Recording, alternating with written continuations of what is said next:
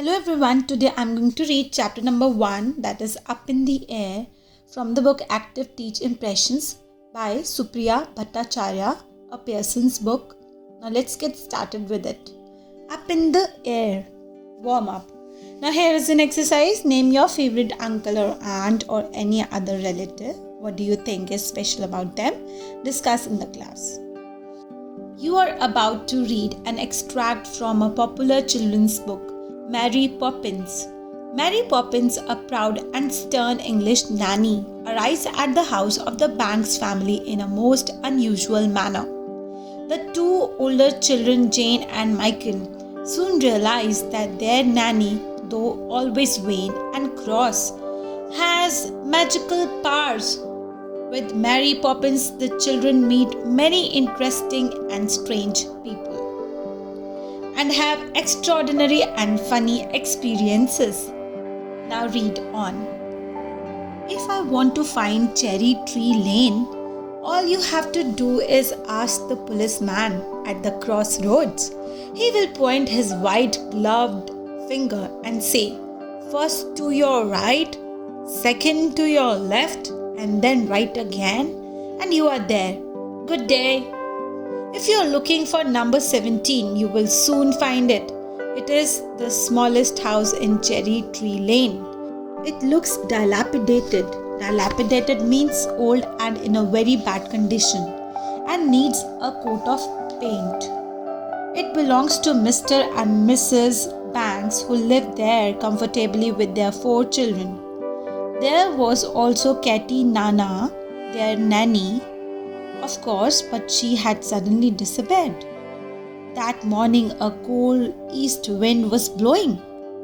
It was blowing through the branches of the cherry trees in the lane. The trees were swaying and bending madly in the wind and continued to do so all day long. In the afternoon, Michael and Jane Banks were sitting at the window watching the scene when suddenly they saw a shape that banged heavily against their gate. It was the shape of a woman holding her hat on with one hand and carrying a bag in the other. As soon as the shape was inside the gate, the wind seemed to haul her up into the air and fling her at the front door of their house. How funny, said Michael. Let's go and see who it is, said Jane. Presently they saw their mother coming out of the drawing room with a visitor. She was thin, with large feet and hands, and small peering blue eyes. You will find that they are very nice children, Mrs. Banks was saying. They give no trouble at all. The visitor followed Mrs. Banks upstairs, but in a very unusual manner. With her bag in her hands, she slid gracefully up the banisters and arrived at the landing at the same time as Mrs. Banks. Jane and Michael had never seen such a thing before. Down, of course, they had often done it themselves, but up, never. You can look at the illustration showing the women going up. We have done it downwards, but up is really strange, going up like this. They gazed in wonder at the strange new visitor. So this visitor seemed to be very strange to them.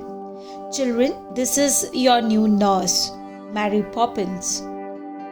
Jane, Michael say, how do you do? And these, said Mrs. Banks, pointing to 2 babies in their cots, are the twins. Mary Poppins regarded the 4 children searchingly. Then, after some time, she said, I'll take the position.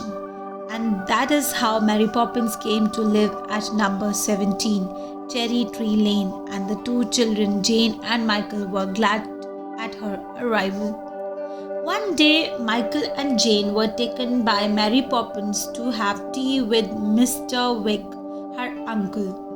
When they were on their way to Mr. Wigg's place, Michael asked Mary Poppins, why is he called Mr. Wigg? Does he wear one? He is called Mr. Wigg because that is his name and he doesn't wear one. In fact, he is bald, said Mary Poppins. Come along, she said sternly. Once the three of them were inside the house, they went upstairs. Mary Poppins opened the door and pushed the children in front of her. The room was a large and cheerful one with a fire burning brightly and a table in the center, laid out for tea. "Well, this is indeed a pleasant surprise," a voice greeted them, and Jane and Michael looked around for its owner. He was nowhere to be seen. The room seemed to be quite empty. Mary Poppins looked up at the ceiling. Jane and Michael looked up too, and to their surprise saw a round, fat, bald man hanging in the air without holding on to anything. He appeared to be sitting on the air. "Oh, Uncle Albert, it's not your birthday, is it?" said Mary Poppins. "I'm afraid it is," said the fat gentleman. Mr. Wig, for that was the name of the gentleman, saw that the children were so astonished at seeing him up in the air that their mouths were wide open. "I would better explain, I think," said Mr. Wig. "You see, I am a cheerful sort of man. You would be surprised to see how many things strike me as being funny. I can laugh at almost everything." And with that, Mr. Wig began to shake with laughter at the thought of his own cheerfulness. "Uncle Albert," said Mary Poppins, and Mr. Wig stopped laughing. "Oh, beg pardon, my dear. Where was I? Oh yes, well, the funny thing about me is I won't laugh if I can help it. That whenever my birthday falls on a Friday, I become so filled with laughing gas that I simply can't keep on the ground. As soon as a funny thought comes to my mind, I'm like a balloon, and until I can think of something sad or serious, I remain floating in the air. It's awkward, of course," he continued, "but not unpleasant. Does this ever happen to either of you?"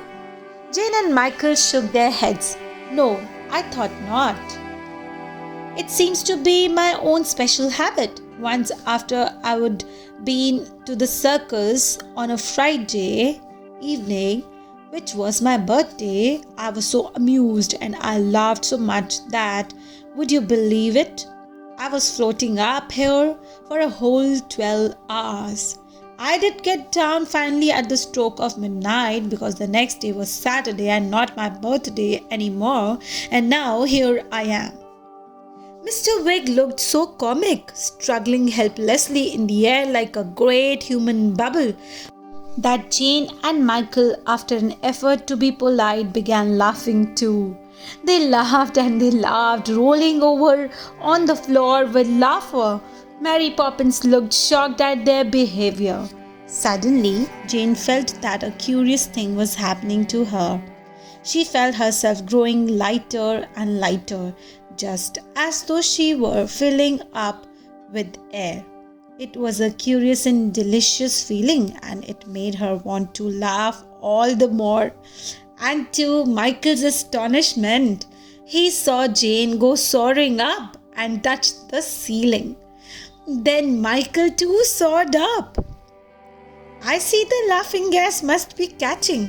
I call this really friendly.